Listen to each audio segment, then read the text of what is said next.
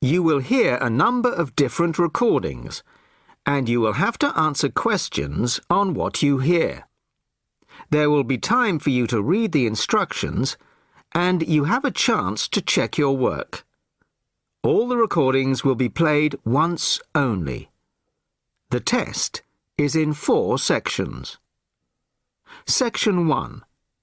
You will hear a new student on a short summer course getting information from the college receptionist.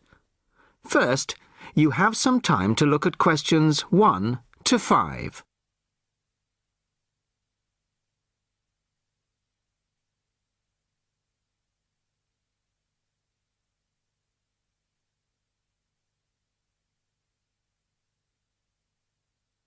Now the test will begin.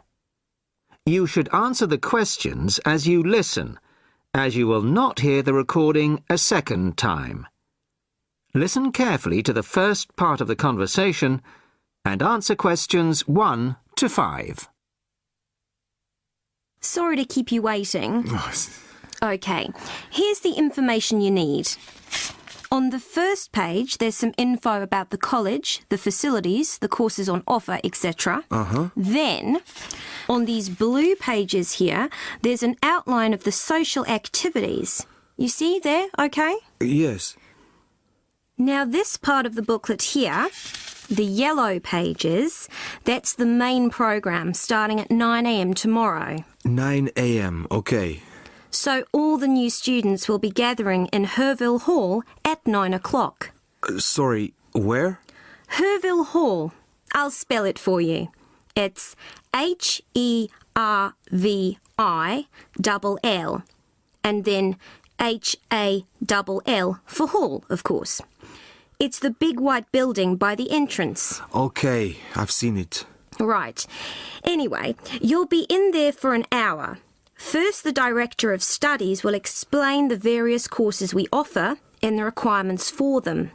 Then for the second half hour, the social organiser will tell you more about the social program and Saturday excursions. Is that all clear? Yes, I think so. Then where do I go after that? Yes, OK. After the talks in the hall, there's a break. And then at 11:15, go to classroom 4 to have a placement test. 11:45. This placement test is to find my level in English? Exactly. Then, after the test, all the new students are invited to a special welcome lunch. In the cafeteria? No, not for the welcome lunch. It's in a restaurant near the school, an Indian restaurant. Oh, OK. I don't think I've ever tried Indian food. Do you like spicy food? Yes, I do. Then you'll love Indian. Before you hear the rest of the conversation, you have some time to look at questions 6 to 10.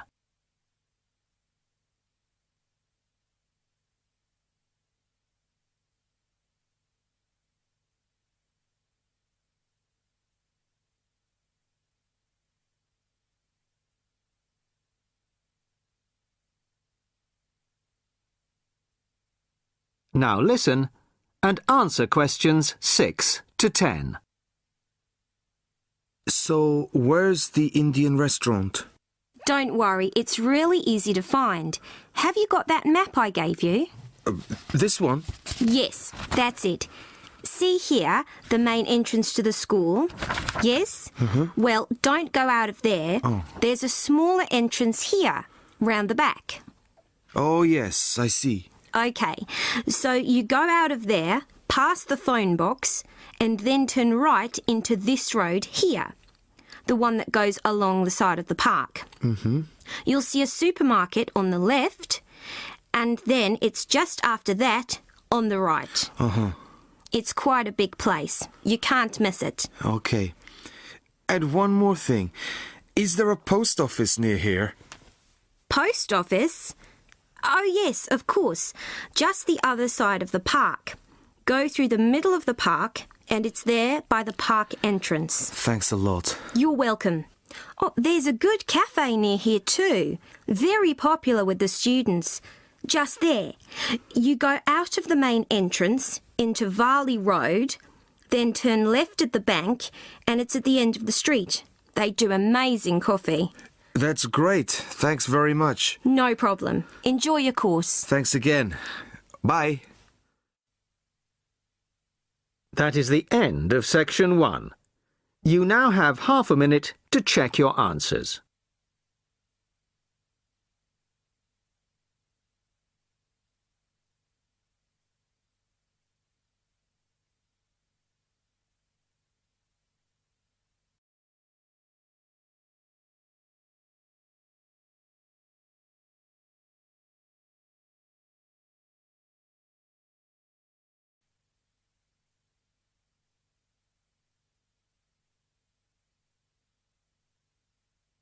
Test 1, Section 2. You will hear the director of a new art centre speaking to a group of local people who have come to hear what the new art centre will be offering. First, you have some time to look at questions 11 to 15.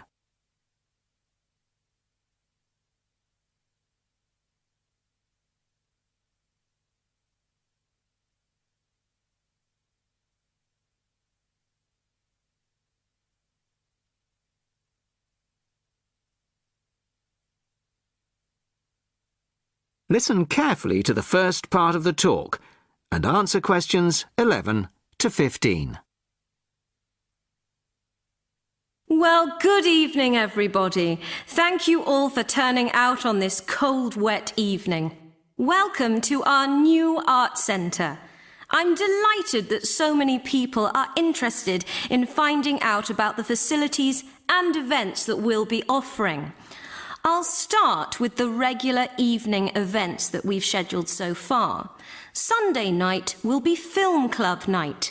Each week we'll be showing a classic film from the 40s, 50s or 60s.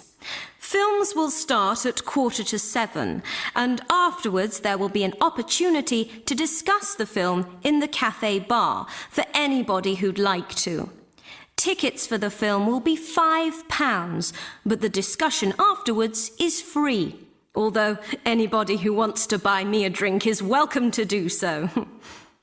On Thursday evenings at 7:30, the auditorium is given over to productions by touring theatre companies. This coming Thursday, we're very excited to be welcoming Pizzazz, a drama company featuring both able-bodied and physically handicapped actors. They'll be performing a rather special version of William Shakespeare's The Tempest, featuring music and dance, as well as dialogue.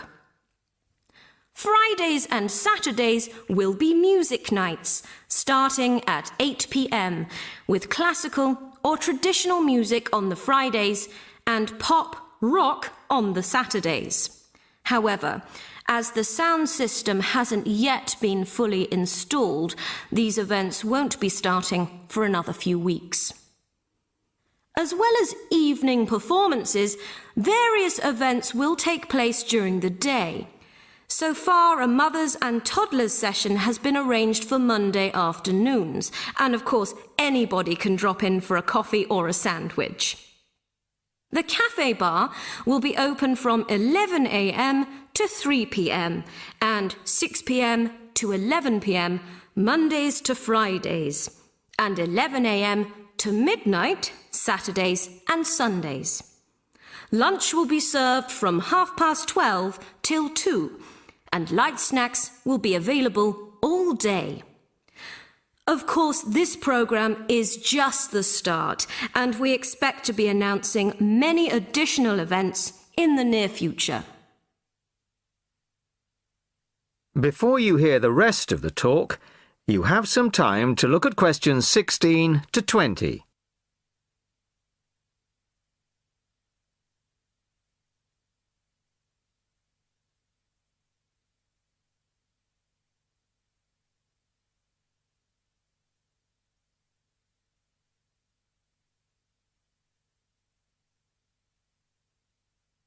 Now listen and answer questions 16 to 20.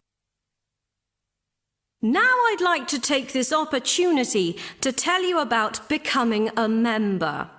Membership benefits include reduced price tickets, priority bookings, and a monthly newsletter, which will feature the latest details of forthcoming events, plus details of other arts events in the local area.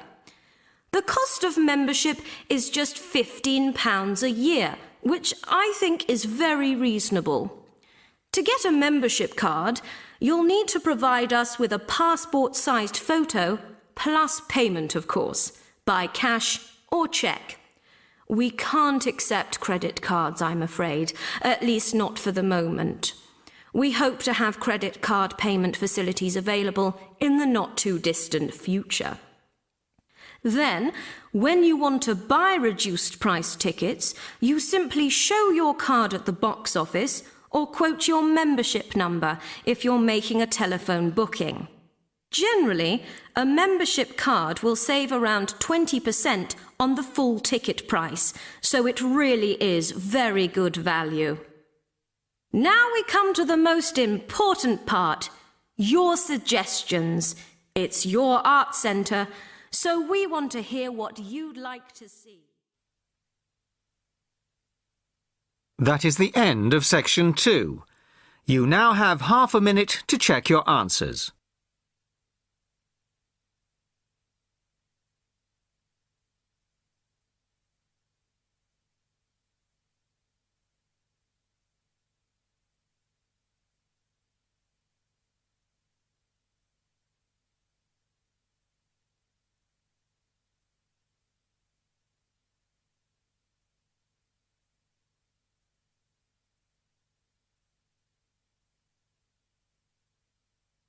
Test 1, Section 3.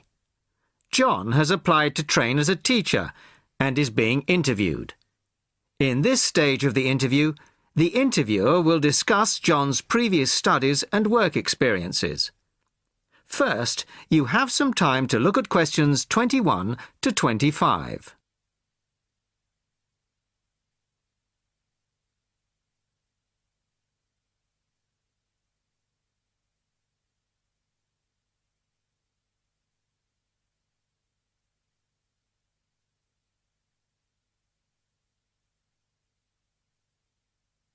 Listen carefully to the first part of the conversation and answer questions 21 to 25. Hello, come in and take a seat. You are John Evans? Yes, I am. Well, as I'm sure you're aware, the purpose of this part of the interview is to go over your CV and talk a little further about your previous studies and experiences. Yes. So, your first degree was in French, of course. Yes, with a minor in film studies. An interesting combination. Mostly French films, presumably? Well, European cinema in general, but with a bias towards French cinema. Ah, and your degree took 4 years? Yes. In the third year, I was an exchange student at Bruges University in Belgium. I was there for a full academic year, 9 months. Right. Well, you graduated 2 years ago, and then you took some time out, as it were. Yes, I spent 6 months as a volunteer working on restoring historic buildings in France. Oh. Was that with a well-known organisation? They're called Restoration Vacations here, but they operate under different names in several countries. I think they're quite well known. So, it was a 6-month vacation, really? No, I went for a week, but really liked it, and I got asked to stay on as a translator. Because I could speak French quite well, it was my job to liaise between the owners of the buildings and the English-speaking volunteers. That must have been a very enjoyable experience. Before you hear the rest of the conversation, you have some time to look at questions 26 to 30.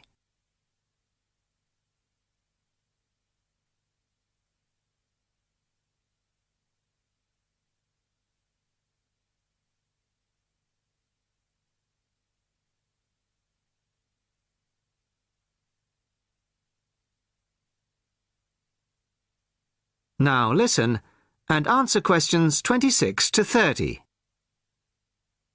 Well, it was certainly a very enjoyable experience to begin with, but after the first 3 months or so, I actually got a bit bored. Oh. I was talking about the same things every day. Bricks, cement, window frames, that kind of thing. It wasn't really stretching my French. Also, I wasn't getting paid, just free accommodation and food, plus some pocket money. Oh, I see. So then you started working for a bank in Paris. BCFC, I think. Yes. Were you doing entirely translating again? Well, translating was the major part of it, mostly from English into French this time. Official documents, letters, that kind of thing. Much more challenging. But I was also in charge of coordinating the translation work going on in the bank's offices in Switzerland, Belgium, and other parts of France. Huh. What did that involve? It was simple, really. I just had to keep track of what had been translated in each office. To save wasting time having the same document translated twice in different offices. So, you stayed there for a year and a half, and then you left. Why was that? Simple. To apply for this course. I see. Why give up a secure job in Paris to train as a teacher here? I've always imagined that I'd be a teacher, really. I loved being in Paris, but I wouldn't want to spend the rest of my life working for a bank. Ah. Do you think your experiences in France will help you as a teacher of French? It certainly helped my French, and my experiences certainly gave me a much better understanding of French culture, although that may not be of enormous use when it comes to standing up in front of a class of British 13-year-olds. Perhaps not. Thank you very much. The next stage of the interview will be conducted by my colleague in room 207. That is the end of section 3. You now have half a minute to check your answers.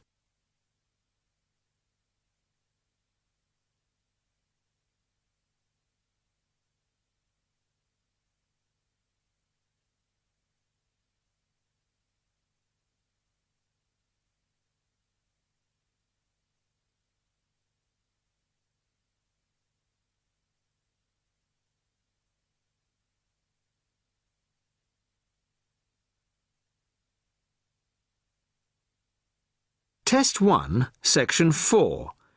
You will hear a talk about the Kentish pipe, a 17th century musical instrument. First, you have some time to look at questions 31 to 40.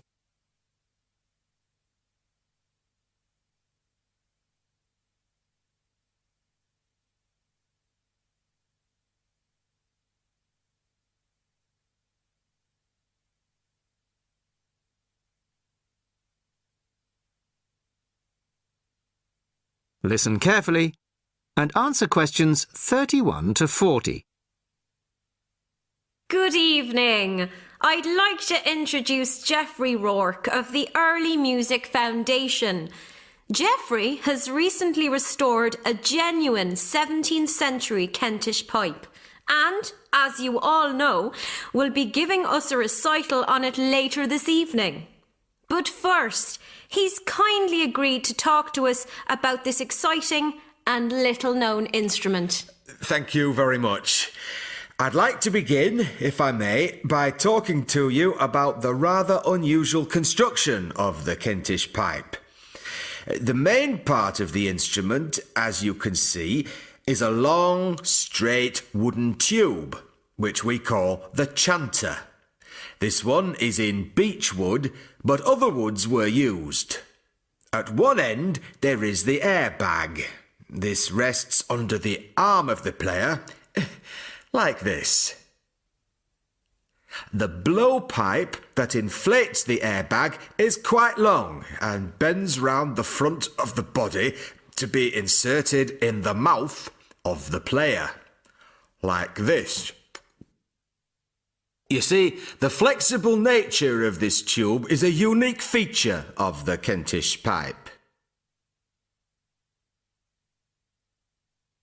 In my restored version here, the blowpipe is, I'm sorry to confess, made out of plastic.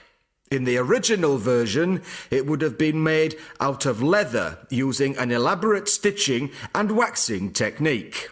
However, the skills required to do this have now been lost. Good old plastic was the only alternative we could come up with. The airbag is obviously a modern replacement too. This time it is made out of leather, and as far as we can be certain, is likely to be pretty much identical to the original. A particularly soft and supple yet strong leather is required. Ordinary shoe leather would start to crack in no time. The main pipe, or chanter, is original, of course, as its rather battered appearance makes obvious, I would imagine. But it still sounds pretty good after nearly 400 years.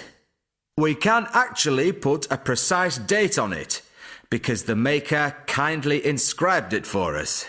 Just here. You probably can't see it. JD, the maker's initials, and the date 1634.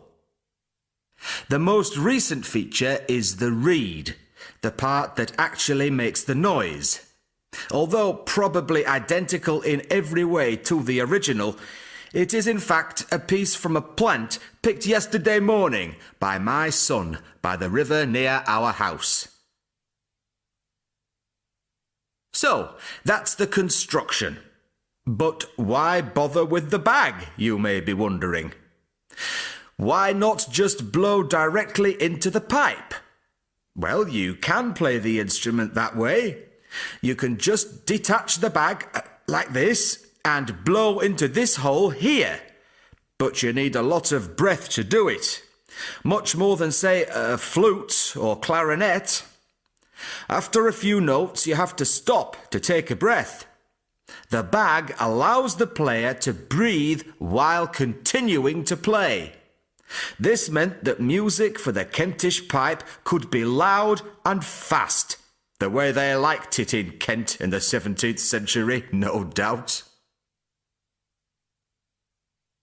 So, we have the pipe, but unfortunately, we don't have the music. Not a single piece of music written specifically for the Kentish pipe has been found. Luckily, some of my colleagues from the Early Music Foundation have adapted some traditional music from the period for the Kentish pipe, and we hope this will closely reflect the impression performances on the original instrument would have made. During the recital, I'm also going to play some modern pieces, ranging from rock to classical. And I hope you'll agree with me that the instrument can bring its own special character to familiar tunes. Well, thank you very much for that. And I'm sure we're looking forward very much to hearing you play it after the break. That is the end of section 4. You now have half a minute to check your answers.